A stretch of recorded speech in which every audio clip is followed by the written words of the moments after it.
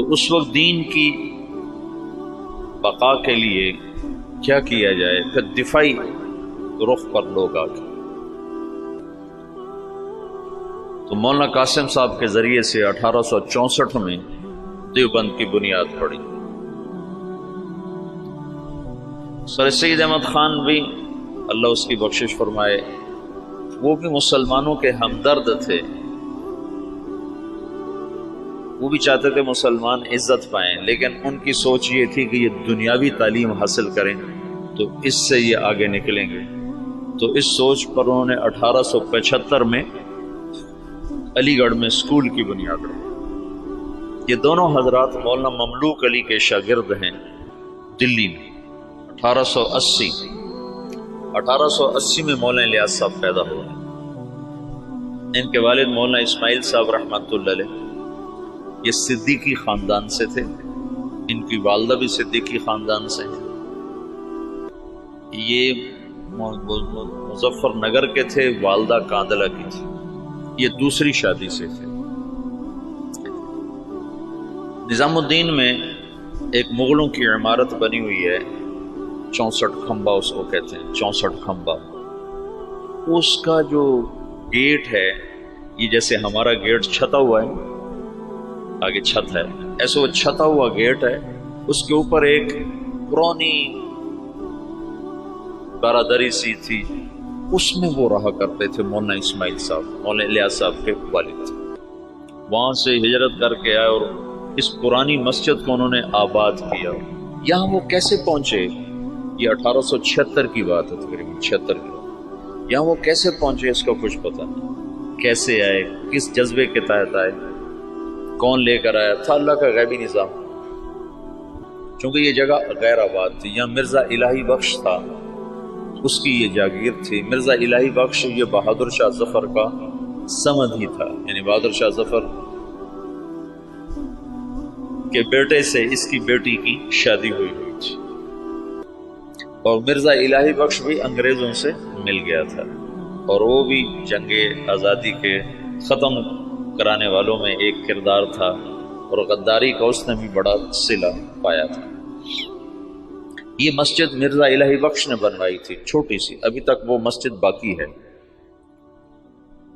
تو ایک دفعہ مولانا اسماعیل صاحب یہ باہر نکلے ڈھونڈنے کے کوئی آدمی ملیں تو ان کو مسجد میں لاؤں، کہ ویران جگہ تھی. تو کچھ لوگ جا رہے تھے دلی، یہ میوات سے پہلا تعارف ہونے لگا. تو ان سے پوچھا بھائی آپ لوگ کہاں جا رہے ہو؟ کہ جی دلی جا رہے ہیں مزدوری کرنا. تو انہوں نے کہا اگر میں مزدوری دے دوں تو میرے ساتھ چلو گے؟ کہاں تمہارے ساتھ چلو. ایک دن کی مزدوری 2 آنے تھی، 2 آنے.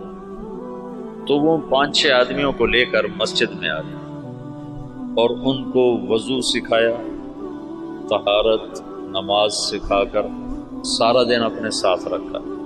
پھر تعارف پہ پتہ چلا کہ یہ میواتی ہیں. میواتی کون ہیں؟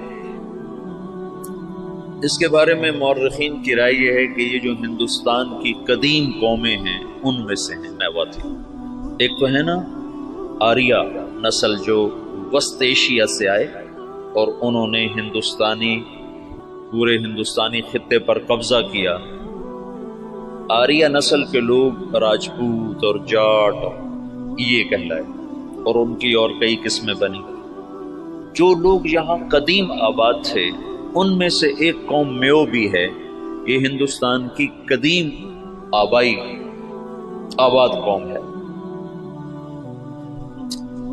اور یہ بہت مار دھاڑ والے اور بہت زیادہ لڑائی مار کٹائی والے، لوٹ مار ان کا پیشہ تھا.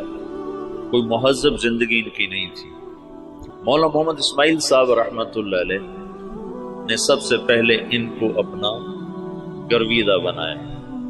تو انہوں نے جا کر واپس کہا کہ آج تو بڑے آسان کام ملے، صرف اٹک بیٹھک تھی، نماز اور منہ ہاتھ دھونا تھا اور دعانے مل گئے. بڑے سارے وہ حیران ہو گیا، بڑا اچھا کام ملا بھائی، کوئی مسئلہ ہی کوئی نہیں، نہ کوئی پتھر توڑے نہ کوئی وزن اٹھایا، اور کام ہمارا بڑا چوکھا چوکھا ہو گیا. یہ ابتدا ہے. مولانا الیاس صاحب رحمۃ اللہ علیہ، یہ مولانا اسماعیل صاحب کا جو دوسرا نکاح ہے یہ 1868 میں ہوا، دوسرا نکاح۔ تو مولانا الیاس صاحب رحمۃ اللہ علیہ سے پہلے مولانا یحییٰ صاحب پیدا ہوئے اور پہلی بیوی سے مولانا محمد صاحب تھے، اور 1880 کے آس پاس میں مولانا الیاس صاحب پیدا ہوئے،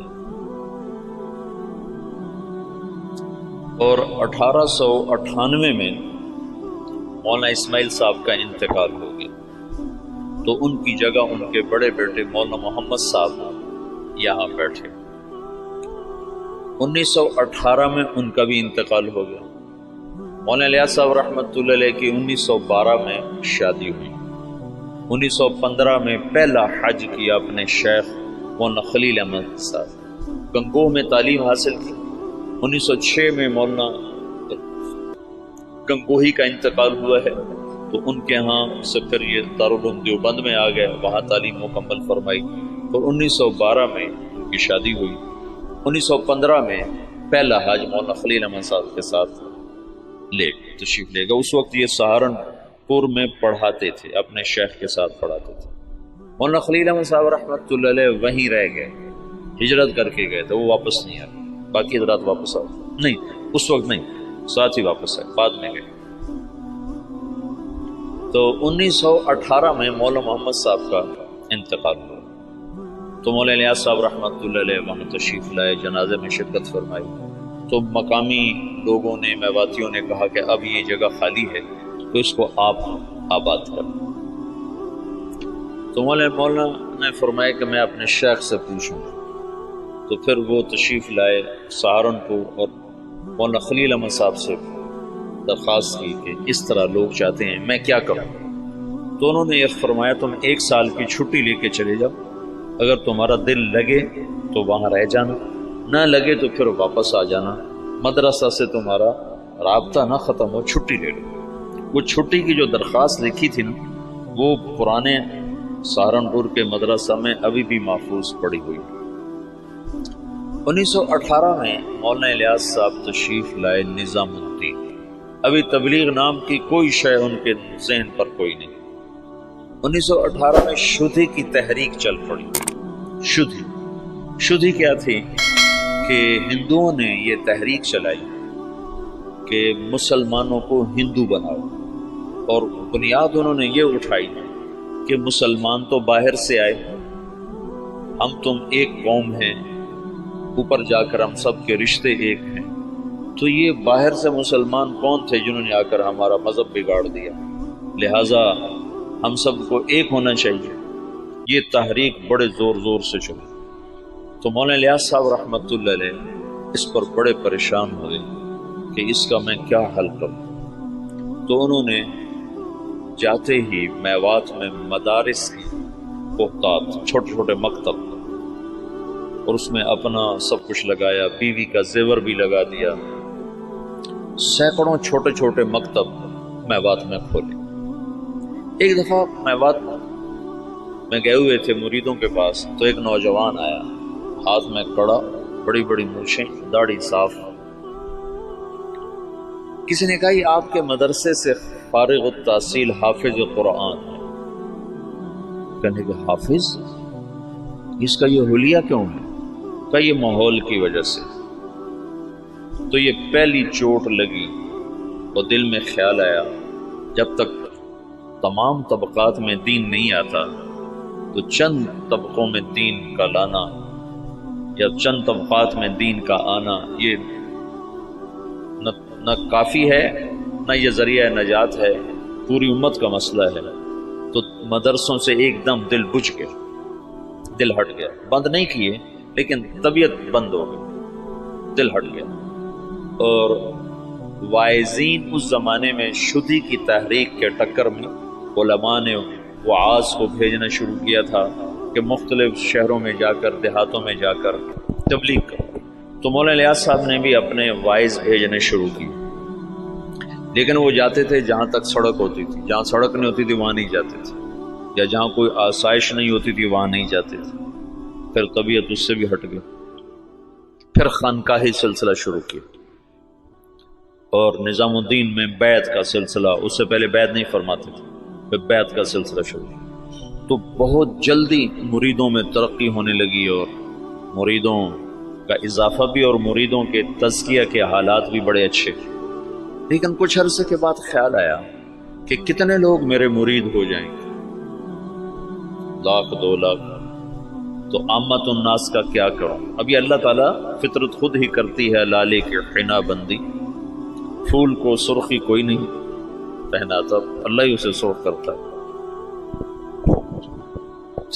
تو طبیعت ہٹ دی گئی، مدرسوں سے ہٹ گئی، خانقاہ سے ہٹ گئی کہ خانقاہ بھی ایک جزئی کام ہے، مدرسہ بھی ایک جزئی کام ہے، اور واعظ تقریر بھی ایک، پیسے دو تو جاتے ہیں، پیسے نہ دو تو جاتے نہیں۔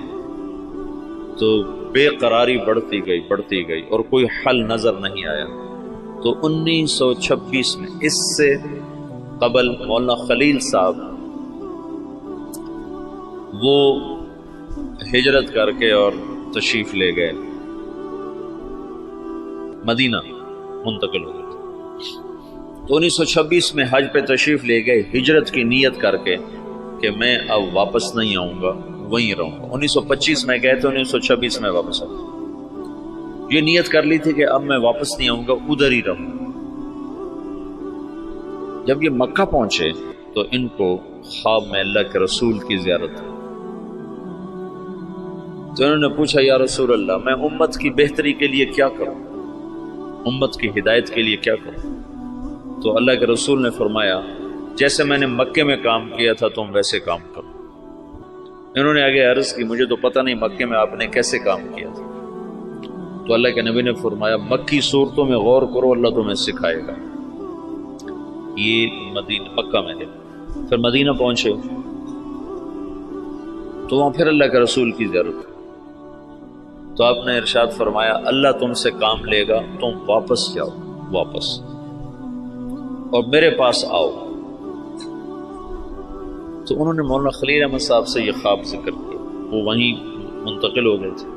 انہوں نے حضرت مدنی رحمت اللہ علیہ کو، مدنی کیوں کہتے ہیں، حسین احمد مدنی، یہ اپنے والد، ان کے والد اپنے پورے خاندان سمیت مدینہ ہجرت کر گئے تھے، پھر ان کا سارا خاندان مدینے میں آباد رہا، یہ بھی مدینہ میں رہے، پھر ہندوستان کے حالات کو دیکھ کر دوبارہ واپس آ گئے تھے، اور یہ کہا تھا کہ میں مسلمانوں کو تنہا نہیں چھوڑ سکتا، میں مدینے میں رہوں اور مسلمان مشقت میں ہوں۔ تو مدینے کا قیام قربان کیا تھا اور واپس تشریف لے آئے ہندوستان، یہاں اللہ نے ان سے بہت بڑا کام لیا،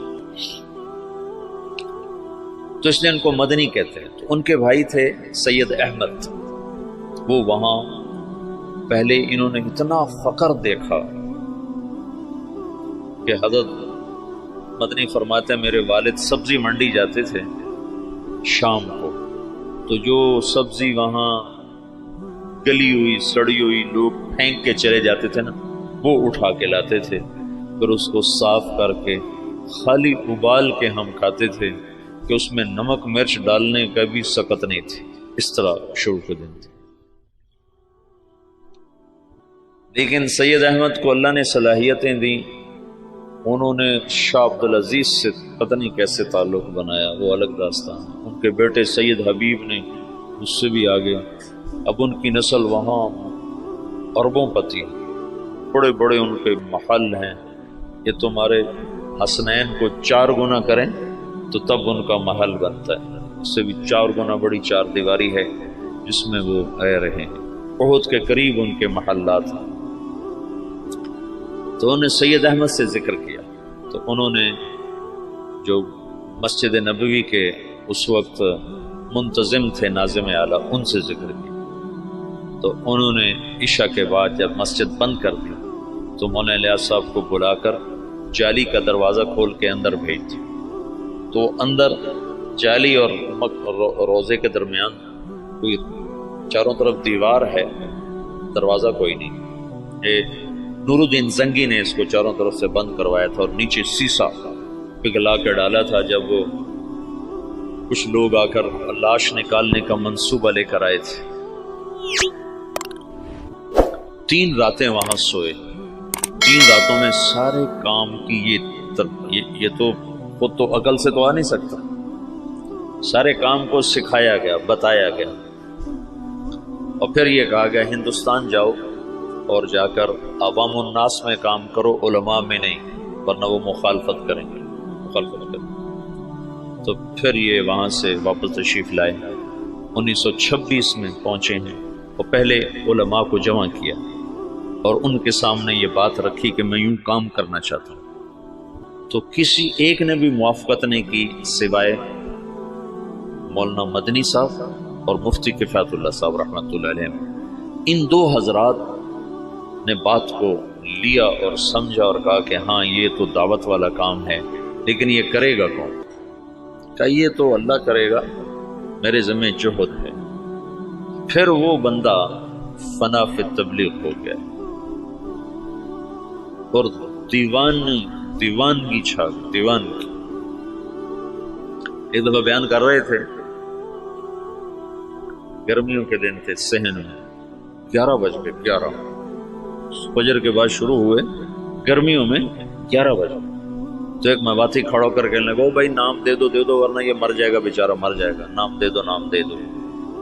ایسی دیوانگی چھا گئی تھی،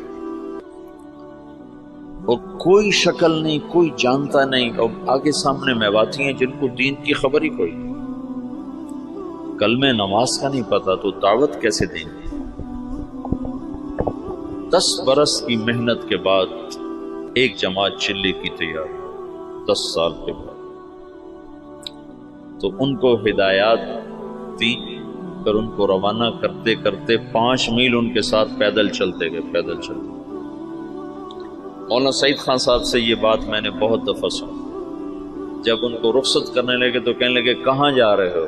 ان کا جی دلی جا رہے ہیں۔ کہنے لگے نہیں، لندن پہ چوٹ پڑ گئی، امریکہ پہ چوٹ پڑ گئی، ساری دنیا میں ہدایت کا فیصلہ ہو گیا۔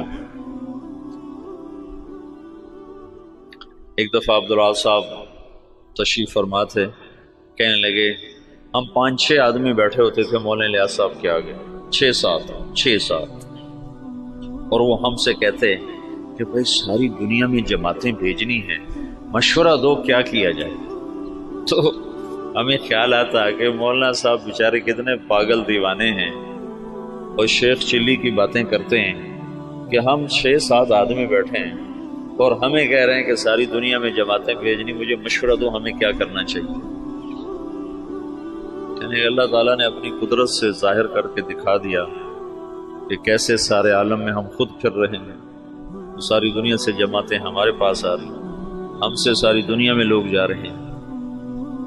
تو 1926 سے لے کر 1944 نوح میوات میں پہلی بستی ہے جہاں پہلا اجتماع ہوا۔ اس وقت اجتماع نہیں کہتے تھے، جلسہ کہتے تھے، جلسہ، پہلا جلسہ۔ اور سگا بیٹا محمد یوسف اکلوتا سخت مخالف، وہ کہیں یہ کیا پاگلوں کا کام شروع کر۔ ان کا ذہن ذوق سارا تعلیمی تصنیفی۔ 21 سال کی عمر میں طحاوی کی شرح لکھی، جو حدیث کی مشکل ترین کتاب ہے طحاوی، اس کی شرح 21 برس کی عمر میں لکھی۔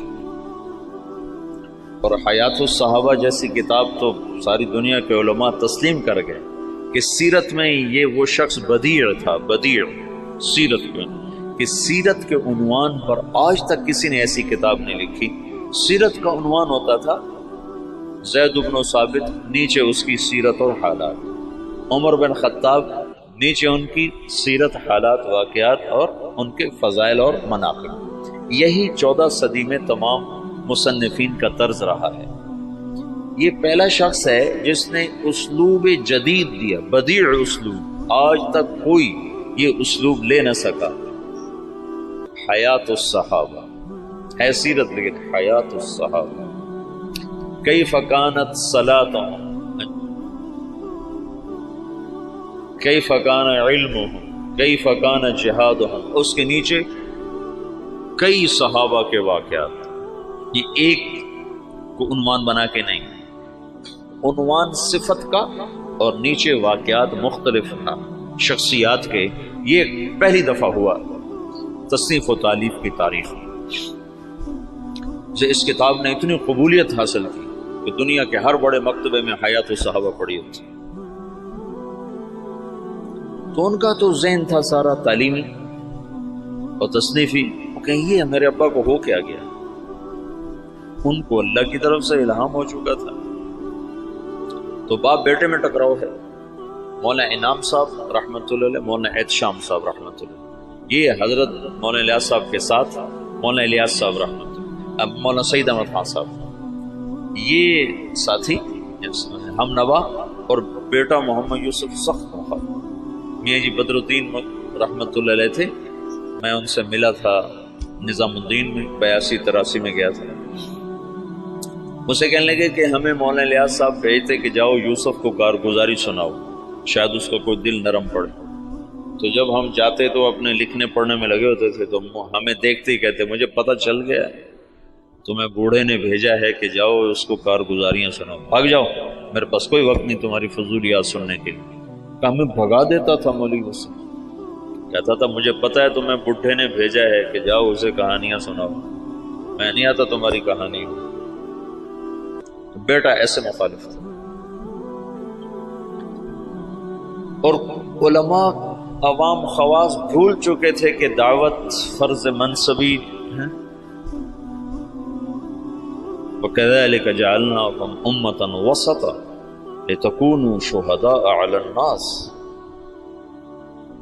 تو شہداء اللہ الناس کا فریضہ پوری امت کے ذمے ہے اور سارا عالم ہمارے ذمے. میاں جی بدر الدین، یہی بدر الدین بتاتے ہیں، میں بیان کر رہا تھا تو سامنے کچھ لوگ بیٹھے تھے 10 12 15، تو پیچھے سے مولانا الیاس صاحب آ گئے، کہنے لگے بدر الدین اب کن میں بیان کر رہے ہو، کن کو سنا رہے ہو، کن کو سنا رہے ہو؟ کہا جی ان کو سنا رہا ہوں. مجھے سامنے بیٹھے ان کو سنو، اے تیرا بھلا ہو جائے. اونٹ کی نیت کر. اونٹ، اونٹ میواتی زبان میں آخری کنارے کو کہتے ہیں، آخری کنارے کہ دنیا کے آخری کنارے کی نیت کر کہ میں یہ بات دنیا کے آخری انسان تک کو سنا رہا ہوں. ایسے وہ نیت کرواتے تھے. اپنی زندگی میں 2 کمرے بنائے تھے مسجد میں داخل ہو کر، جنوب کی طرف اوپر انہیں کھڑکیاں، کھلی کھلی دروازے، اور یہ فرمایا کہ یہاں غیر ملکی مہمان جب آئیں گے تو ان کو تم نے یہاں ٹھہرانا ہے. تو وہ بیچارے ان کے مرید حیران ہوتے کہ ادھر مقامی کوئی نہیں آتا تو غیر ملکی کہاں سے آئیں گے.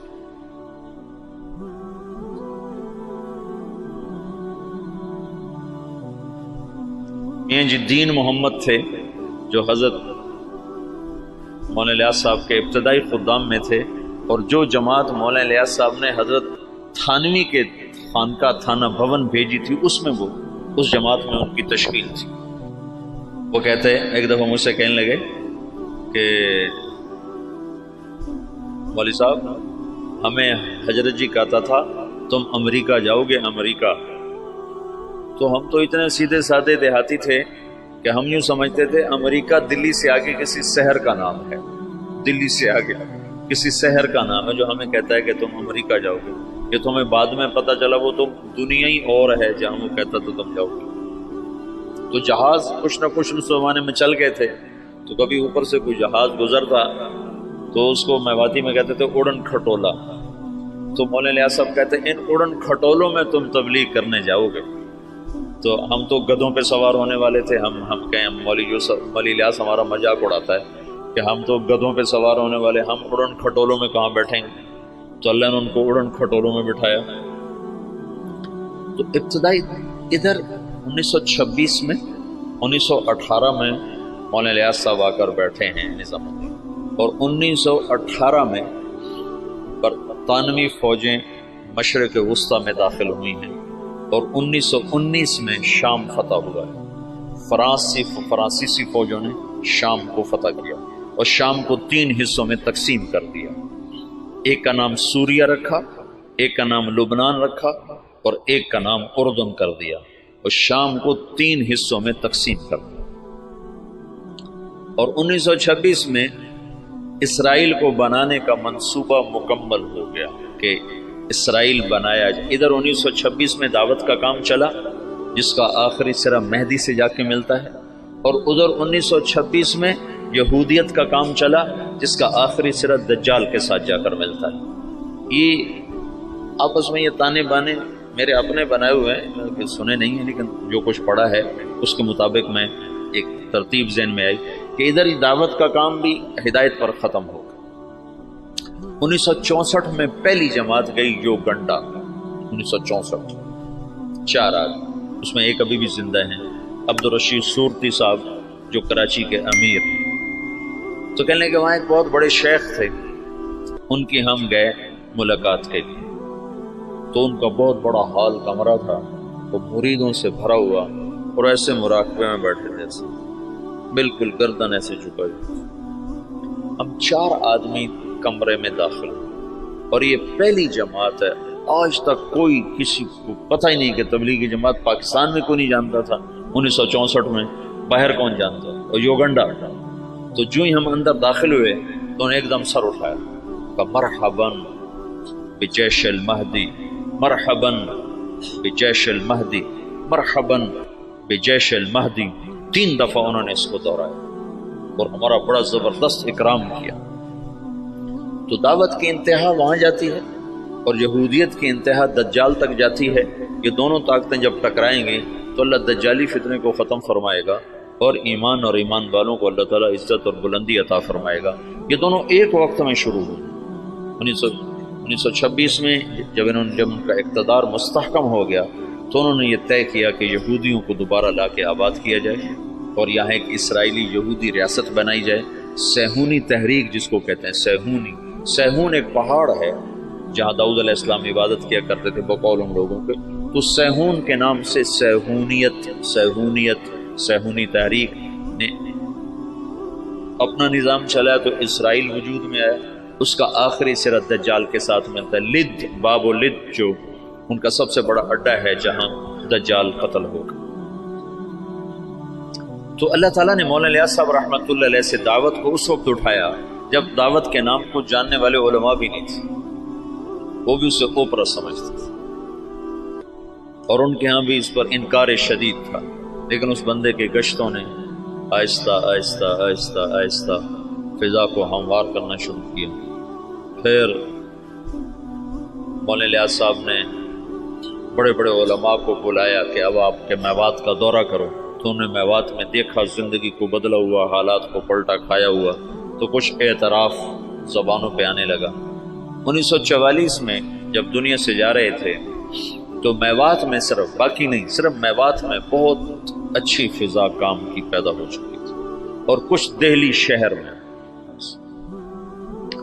عبداللہ صاحب مولانا الیاس صاحب کی وفات سے 6 مہینے پہلے پہنچے ہیں نظام الدین، پھر اس کے بعد تبلیغ کے ہو کے رہ گئے، پھر ساری زندگی اور کوئی کام نہیں۔ مولانا الیاس صاحب کے اس وقت 6 ماہ باقی تھے، اور اس وقت وہ شدید بیمار تھے۔ جب عبداللہ صاحب کو پتہ چلا، یہ وہاں دلی میں نوکری کرتے تھے، ان کو پتہ چلا کہ نظام الدین میں کوئی بزرگ ہیں جو لوگوں کو نمازی بناتے ہیں۔ اس وقت یہ شروع میں ہم نے بھی ایسے سنا کہ ایک تبلیغی جماعت ہے جو لوگوں کو نمازی بناتی ہے۔ تبلیغ کی گہرائی تو کیا زبردست چیز ہے۔ تو کہنے لگے میں دیکھنے گیا کہ بھائی وہ کیسے نمازی بناتے، تو بس وہ جو پہلی دفعہ گئے تو وہیں کے ہو کے رہے۔ مولانا سعید خان صاحب کو 4 سال کی صحبت نصیب، مولانا الیاس صاحب کی صحبت میں 4 برس رہے، مسلسل 4 برس گزارے۔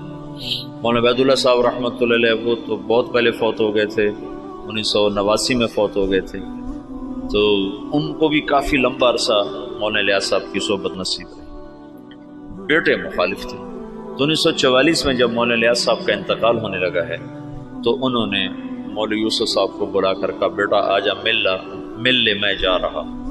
وہ جو سینے سے لگایا اس میں نسبت اللہ نے منتقل فرما دی، اور مولانا یوسف صاحب نے فرمایا اپنے باپ کے مرنے سے 1 دن پہلے مجھے تبلیغ پہ 100 اعتراض تھے، 100 اعتراض۔ باپ کے مرنے کے بعد اللہ نے تبلیغ کا کام کھولا۔ مولانا الیاس صاحب تبلیغ کے کام کو اجمالی طور پر چھوڑ گئے تھے، مولانا یوسف صاحب نے اس کو کھولنا شروع کیا۔ دن میں 18 گھنٹے بولنے والا آدمی تھا، سوائے سونا اور نماز اور لکھنا، ان 3 اوقات کے علاوہ وہ شخص کی زبان بند نہیں۔ مسلسل جیسے اللہ بلوا رہا تھا، بھرپور جوانی میں چلے گئے، 48 برس کی عمر میں انتقال فرمایا، 27 سال کی عمر میں امیر بنے، بالکل نوجوان بلکہ بچے۔ اور مولانا سعید خان صاحب رحمۃ اللہ علیہ فرمانے لگے مولوی یوسف ہمارے ساتھ اٹھتا بیٹھتا کھیلتا تھا، لیکن جب وہ امیر بنا تو آہستہ آہستہ اس کا روب ہمارے اوپر چھاتا چلا اور اپنی جہد اور قربانی سے ان کی ہیبت ہمارے دلوں پہ قائم ہو گئی۔ ایک دفعہ 3 گھنٹے بیان فرمائے اس حال میں کہ یہاں ایک پھوڑا تھا جس سے خون مسلسل رس رہا تھا، تو ایک آدمی پاس بیٹھا ہوا تھا، وہ یہاں رکھتا تھا کپڑا، جب وہ خون سے تر ہو جاتا تو وہ ہٹا لیتا، دوسرا رکھتا تھا، پھر وہ خون سے تر ہو جاتا وہ ہٹا لیتا، پھر وہ تیسرا رکھتا تھا، اور وہ مسلسل بیان فرماتے۔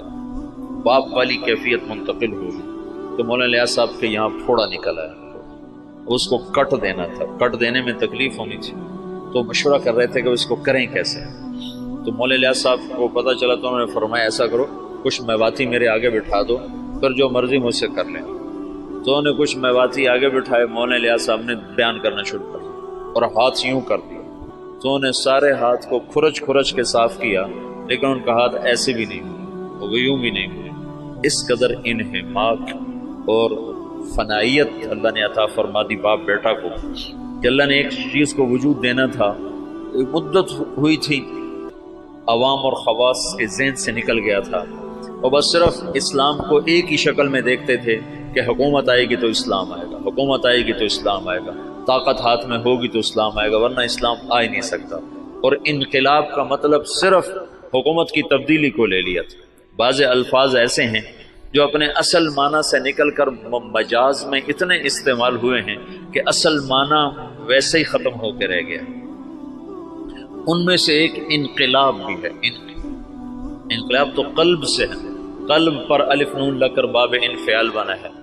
انقلاب پلٹ جانا، دل کا پلٹ جانا، جب قلب سے ہے تو ادھر زیادہ جوڑ ہونا چاہیے، لیکن پھر کثرت استعمال ہوا انقلاب کا حکومت کے بدلنے پر، حالات کے انقلاب آ گیا، حکومت بدل گئی، انقلاب آ گیا، پیپل پارٹی آ گئی، انقلاب آ گیا، نون لیگ آ گئی، انقلاب آ گیا، خاف لیگ آ گئی۔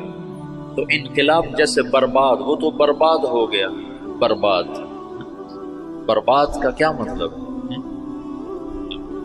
برباد کا مطلب ہے جس کا نقصان ہو جائے وہ تو برباد ہو، جس کا کوئی بہت بڑا حادثہ ہو جائے وہ تو برباد ہو گیا، جس کا کاروبار بیٹھ جائے وہ تو برباد ہو گیا۔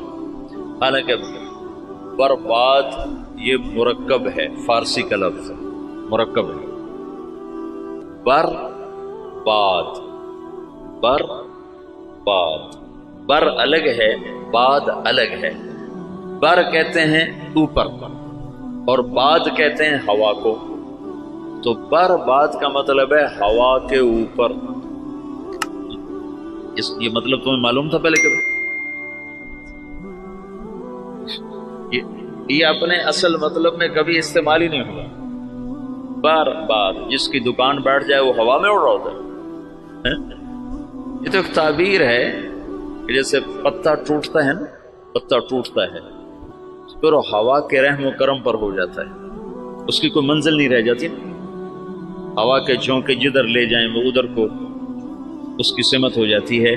ایسی جو کسی نقصان میں حالات کی جکڑ میں آتا ہے تو اس کو کوئی رہ نہیں جاتا، اپنے بھی آنکھیں پھیر جاتے ہیں، خون بھی سفید ہو جاتے ہیں، تو وہ ایسے ہو جاتا ہے جیسے ہوا کے دوش پر کہ کوئی اس کا پرسان حال کوئی نہیں۔ تو اس لیے برباد کو وہاں سے یہاں ڈال دیا گیا۔ تو پچھلے 200 سال سے انقلاب کا لفظ بھی صرف اور صرف حکومت کی تبدیلی پر بولا جاتا ہے، حالانکہ انقلاب اصل معنی میں تو دل کا بدل جانا ہے۔ انقلب، دل بدل گیا۔ تو پچھلے 200 سال سے یہ ذہن بن گیا ہے کہ بغیر حکومت کے نہ دین آ سکتا ہے نہ حالات سدھر سکتے ہیں۔ مولانا الیاس صاحب نے اس کو رد کر کے دکھایا کہ نہیں، دین دعوت سے آتا ہے، حکومت سے نہیں آتا، اور دعوت تمام شعبوں کو زندہ کرنے کا واحد راستہ ہے۔ نبی جب آتا ہے تو سامنے کتنے شعبے ہیں جو بگڑے ہوئے ہوتے ہیں. وہ صرف دعوت کو زندہ کرتا ہے، شعبے خود زندہ ہو جاتے ہیں. جیسے صحت کو زندہ کر دیا جائے تو جسم کے سارے شعبے خود زندہ ہو جاتے ہیں. قوت کو بحال کر دیا جائے تو جسم کے سارے شعبے خود بخود بحال ہو جاتے ہیں. قوت بحال نہ ہو تو اس کو دوڑایا جائے تو بیچارہ کیسے دوڑے؟ کہ یہ جو امت ہے یہ اس بیمار بوڑھے گھوڑے کی طرح ہے. اس پر اسلام کہاں سے آیا؟ اس کی جوانی کو لوٹایا جائے گا تو اس پہ اسلام آئے گا. حکومت اسلام نہیں لا سکتی، ناممکن ہے. زیادہ زیادہ نماز پہ دکانیں بند کرا دے گی تو کوئی بے وضو پڑھ لے تو پھر کیا کروں؟ میرے اپنے اسکول کا واقعہ نہیں تو میں سناتا ہوں. جب میں سینٹرل ماڈل اسکول میں تھا تو خود میں نے بے وضو نمازیں پڑھی. طالب صاحب، سردیوں کا زمانہ، وضو کیڑا کرے، اللہ اکبر. طالب صاحب کی نماز، تو وہ عشاء کی نماز ہو رہی تھی اور میرے برابر میں اس کا بستر تھا. جاوید نذیر اس لڑکے کا نام تھا. یہ مرید کے اچھے زمیندار گھر کا تھا. تو اس میرے پاس آ کر کھڑا ہوا اور اس نے آ کر 4 رکعت نماز عشاء کی نیت باندھی. 4 رکعت نماز عشاء واسطے طالب حسین دے، اللہ اکبر. حکومت ایسا اسلام لائے گی واسطے طالب حسین دے. جو ایسی نماز پڑھے گا وہ تو کافر ہو جائے گا، نہ پڑھے تو اس سے تو کافر نہیں ہوتا نا. لیکن اگر ایسا کرے گا تو اسلام سے نکل جائے گا. قوت کبھی، اس لیے تو کبھی نبی کو طاقت دے کے نہیں بھیجا گیا. بعد میں طاقت آئی جو اللہ کے نبی کو حاصل ہوئی بعد میں ہوئی. پہلے تو فقیر بن کے کھڑے ہوئے کہ نہ کوئی مال کے لالچ میں کلمہ پڑھے، نہ کوئی تلوار کے خوف سے کلمہ پڑھے، صرف اللہ کے تاثر سے کلمہ دل میں اترے. تو چونکہ اسلام نے ایک عروج دیکھا تھا تو جو ہمارے قائدین تھے وہ اس عروج کو تصور میں لے کر اعادہ عروج کی جہد کرتے رہے. وہ جو ذوف اسلام تھا اس کو دور کرنے کی کوشش ہی نہیں کی کہ انگریز کیوں آیا. مولانا حفظ الرحمان صاحب آئے سیوہاروی، یہ میاں جی دین محمد پاس بیٹھے ہوئے، مولانا الیاس صاحب اور مولانا حفظ الرحمان آئے. حضرت دعا کریں انگریز نکل جائے. مولانا الیاس صاحب چپ بیٹھے رہے. حضرت دعا کریں انگریز نکل جائے. چپ بیٹھے رہے. حضرت دعا کریں انگریز نکل جائے. تو مولانا الیاس صاحب ایک دم جوش میں آئے کہ کوئی لوگ تیار کر لیے ہیں جو انگریزوں کے بعد حکومت کو سنبھالیں گے. کوئی لوگ تیار کر لیے ہیں. وہ کہ چپ. کہ جو انگریزوں کے بعد آئیں گے وہ ان سے برے ہوں گے کہ انگریز ہمارے بزرگوں کے گناہ کی سزا میں آئے، اور جو موجود آئیں گے ہمارے گناہوں کی سزا میں آئیں گے. اور مجمع کو تیار کیے بغیر کام نہیں چلتا ہے. تو انگریز تو چلا گیا، لیکن جتنا اسلام پاکستان میں ذبح ہوا، المدنی فرمایا کرتے تھے ہندوستان میں مسلمان ذبح ہوں گے اور پاکستان میں اسلام ذبح ہوگا. کہ مولانا الیاس صاحب نے پرانا سبق زندہ کیا کہ دعوت وہ واحد سبب ہے جس سے دین آتا ہے. اور میں چلنا ہی نہیں چاہتا تو مجھے زبردستی کیسے چلاؤ گے؟ مجھے زبردستی نماز پڑھاؤ گے تو کتنی پڑھا لو گے؟ اور جو 90% اخلاقیات ہیں وہ کیسے لاؤ؟ ماں کی خدمت کیسے کرواؤ؟ باپ کے آگے چپ رہنا کیسے سکھاؤ؟ بیوی سے حسن سلوک کیسے سکھاؤ؟ وفاداری کیسے سکھاؤ گے؟ رات کو اللہ کے سامنے رونا کہاں سے لاؤ گے؟ جب تم زانی کو کوڑے مارو گے، شادی شدہ کو سنسار کرو گے اور بازار بند کرا دو گے، ٹھیک ہے ہو گئے بند، لیکن نماز کس کو پڑھاؤ گے؟ مجھے مدینہ میں ایک نوجوان ملا دیرہ غازی خان کا، کہنے لگا 10 سال سے مدینے میں بغیر وضو کے نماز پڑھی. 10 سال. کہیے تو میں تمہاری کیسٹیں سنی تو مجھے ہدایت ملی ہے تو میری بخشش ہو جائے گی، میری بخشش ہو جائے گی. 10 سال مدینے میں بغیر وضو کے نماز پڑھی.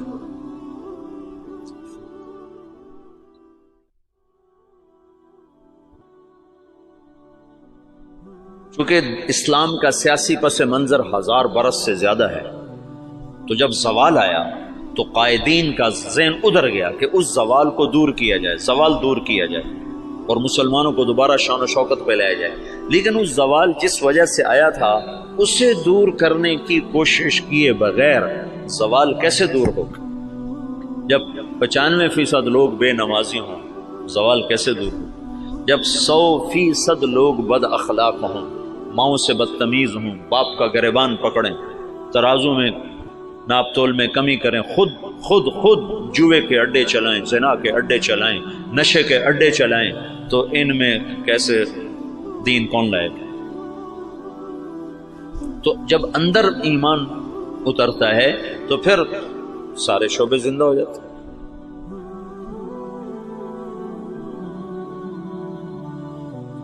मौलाना इलियास साहब के जरिए से पुराना सबक जिंदा हुआ कि दावत वो सबब है जिस के जरिए से अल्लाह ने हर दौर के बातिल को तोड़ा, हर दौर के बातिल को तोड़ा। तो 1926 में ये काम शुरू हुआ, शख्सियात के जाने से कोई फर्क नहीं पड़ा, और अब अजब अजायब है कि 15 बरस हो चुके हैं, अमीर कोई नहीं, एक शूरा है और काम उसी तरह चल रहा है। और अजब अजायब है कि गूंगे भी दीन के दाई बन के चल रहे हैं।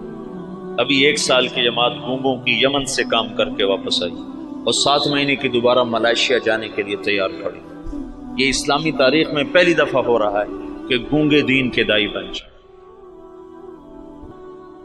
और पहली दफा जब से सूरज चमक रहा है, कांगो के जंगलों में जमात पहुंची जहां इतने कद के बोने रहते हैं, बोने अकजाम, वो 4 फुट का बड़ा जवान होता है, जिसका कद 4 फुट हो वो सबसे नुमाया नजर आता है। या 4 फुट वाले तो हम गोदी में उठाए फिर, और 4 फुट वाला बड़ा जवान होता है। आम का 3 फुट, 3.5 फुट, 3.25 फुट, और 4 फुट वाला बड़ा चौड़ा होकर चलता है। और नंगे रहते हैं, मर्द औरत कोई कपड़ा इस्तेमाल नहीं करता, और कोई बाहर की दुनिया से उनका ताल्लुक कोई नहीं है। सांप काटे तो इलाज उनका जंगल में मौजूद है, कांटा चुभने से सांप के डसने तक सारा इलाज अपने जंगल से करते हैं। ग़िज़ा उनकी जंगल के जानवर हैं, हर चीज खाते हैं, और ताकतवर इतने हैं कि हर आदमी 5 से 6, 7 से 8 शादियां करता है। कोई कुश्ते नहीं खाते। कितने लोग बेचारों के गुर्दे मर खत्म हो गए कुश्तों के चक्कर में, गुर्दे गंवा बैठे, गोली अंदर ते दम जलंधर चला गया। अल्लाह ने ऐसी कुदरती ताकत दी हुई। और जब से वो पैदा हुए उन्होंने इस्लाम का नाम नहीं सुना। आज से 12 बरस पहले वहां पहली तबलीगी जमात पहुंची, माली से जमात बनी, माली वो गए कांगो, कांगो से गए जंगल, और जंगल के तर्जुमान साथ लिए उन्होंने वहां दावत का काम चलाया। तो 270 आदमी पहली दफा मुसलमान, और उनको लिबास, वो बेचारे लिबास पहन के औखे हो गए, एक ही की तज सड़े ना औखे हो गए। तो उनमें एक उनका सरदार, वो हज करने के लिए आज से कोई 8-9 साल पहले हज के लिए, तो कुछ उलमा थे जो तबलीग के बड़े मुखालिफ थे। तो एक हमारे दोस्त हैं हसन कैमरूनी, ये हसन कैमरून के कैमरून से जमात गई, माली नहीं, कैमरून से जमात गई। तो हसन कैमरूनी है, वो मदीना में पढ़े हैं, फिर रियाज से PhD की है, बड़ा फाजिल आदमी है, वहीं रहता है। तो उसने मुझे ये सारे हालात सुनाए, वो खुद भी उसमें शरीक था। तो वो उस बोने को लेकर गए और उलमा से, तो उनका तबलीग वाले ये करते हैं, तबलीग वाले ये करते हैं, ये करते हैं, ये करते हैं। उनका ये सब कुछ जो करते हैं बिल्कुल सही है, इन पर ये सारे एतराज़ ठीक हैं, पर इस बोने की कारगुजारी सुन लो कि तबलीग वाले ये भी करते हैं। जब उन्होंने सुने हालात तो वो सारे रोने लगे और कहने लगे तबलीग हक है, हम नफ्स परस्ती का शिकार। और अब उनकी तादाद तकरीबन कोई 5000 के करीब हो चुकी है, वो 270 से अब 5000 तक पहुंच चुके हैं। जब ये वाहिद तहरीक है, पहले खैरुल कुरून को छोड़ने के बाद, खैरुल कुरून का कोई टक्कर नहीं, खैरुल कुरून के बाद ये पहली दफा दुनिया में ऐसा हुआ है कि किसी तहरीक ने 6 बर्रे आज़म के मुसलमानों को मुतासिर किया। इससे बड़ी तहरीक आज तक नहीं उठी, न इतनी शख्सियतें बहुत भारी भारी उठे हैं। उनके सामने मौलाना इलियास साहब की शख्सियत कोई बड़ी नहीं है, लेकिन जो काम मौलाना इलियास से अल्लाह ने लिया है, ये खैरुल कुरून के बाद कोई ऐसा काम नहीं कर सकता जिसमें इतनी वसाअत हो। तो फीजी मशरक में आखिरी किनारा और हवाई मगरब में आखिरी किनारा, اور دونوں طرف سے لوگ سمٹ کے رائونے میں پہنچ کے دین سیکھ رہے ہیں. یہ پہلی دفعہ دنیا میں. ایک تو گونگے ہیں، چلو گونگا تو صبر کرتا، اسے آتا کچھ نہیں. مجھے کتنے لوگ ملے افریقہ سے آئے 4 مہینے لگا رہے ہیں، اور ایک وہاں سے آیا ارجنٹائن سے 4 مہینے لگا رہا تھا. وہ اسپینش جانتا تھا اور ہمارے پاس کوئی ترجمان نہیں تھا اسپینش زبان کا. پورے 4 مہینے بغیر ترجمان کے گزار کے چلا گیا. تم 4 دن گزار کے دکھا دو مولوی صاحبان، 5ویں دن تم نظر نہیں آؤ گے. 4 مہینے ایک لفظ نہیں سمجھا. میں نے ایک سے پوچھا، میں نے کہا تمہیں کیا فائدہ ہوتا ہے، تم سمجھ تو کچھ آتا نہیں. تو اس نے ادھر اثر ہوتا ہے، ادھر اثر ہوتا ہے. تو میں یہ چاہتا ہوں تم تبلیغ میں بصیرت کے ساتھ چلو. میں یہ چاہتا ہوں تبلیغ کی عظمت تمہارے دل میں ہو. تھوڑی سی زندگی ہے، پتہ نہیں کب شام ہو جائے. میں تو موت کا ایک جھٹکا کھا چکا ہوں، دیکھ چکا ہوں کہ کتنی ناپائیدار زندگی ہے اور کتنی بے ثبات یہ دنیا ہے، اور کتنا دھوکے کا یہ جہان ہے، پتہ بھی نہیں چلتا اور وہ کیا. تو تھوڑی زندگی میں وہ کام کرو جس کا نفع تمہیں زیادہ ملے، جس کی واپسی تمہیں زیادہ ملے.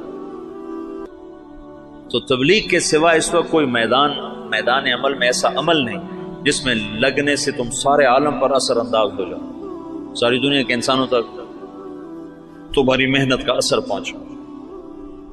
جبوتی جیسے غریب ملک میں آگے بھی اس سے بھی غریب علاقہ تھا تجرو، جہاں کشتی ڈوبی تھی.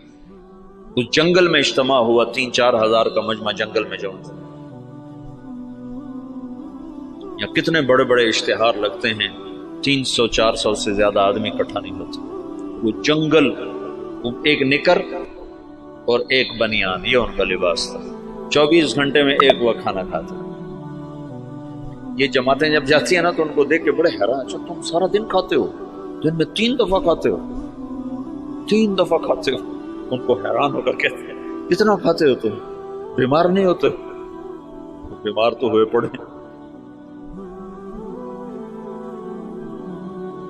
غربت انتہا درجہ. میں ایسے ساحل سمندر پر میں ایسے گیا دیکھنے، تو سب کے وہ اثر کے بعد چائے پی رہے ہیں. چائے تو دیکھا وہ کالا کاوا پانی والا بغیر دودھ کے، ٹوٹی ہوئی پیالیاں، ٹوٹی ہوئی پرچیں. یہ ان کی بڑی عیاشی تھی کہ وہ سمندر کے کنارے چائے پی رہے تھے. نکر بنیان یہ ان کا لباس.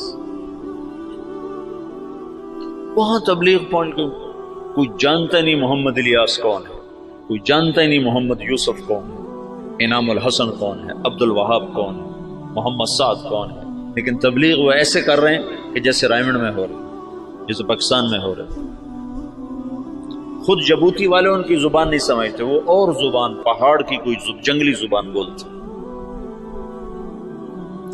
وہ تبلیغ کے معجزات اب نظر آتے ہیں، نظر تبلیغ کی کرامت وہ نہیں جو چھپی ہوئی، نظر آتے ہیں.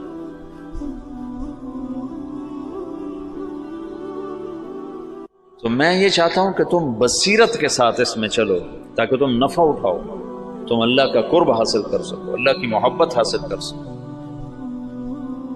صحیح، میں نے پیچھے سے تفصیل بتائی تمہیں کہ سیاسی اکھاڑ پر چھاڑ کیسی ہوئی. پھر تبلیغ کی زندگی تو اب تمہارے سامنے ہے، اس میں تو تفصیل بتانے کی ضرورت نہیں ہے. لیکن کچھ مجالس اور میں لینا چاہوں گا، تو کچھ باتیں جو اس سے متعلق ہیں وہ میں تمہارے سامنے لاؤں. پھر لِيَهْلِكَ مَنْ هَلَكَ عَنْ بَيِّنَةٍ وَيَحْيَىٰ مَنْ حَيَّ عَنْ بَيِّنَةٍ. پھر یہ نہ ہو سکے کہ ہمیں پتہ کوئی نہیں تھی.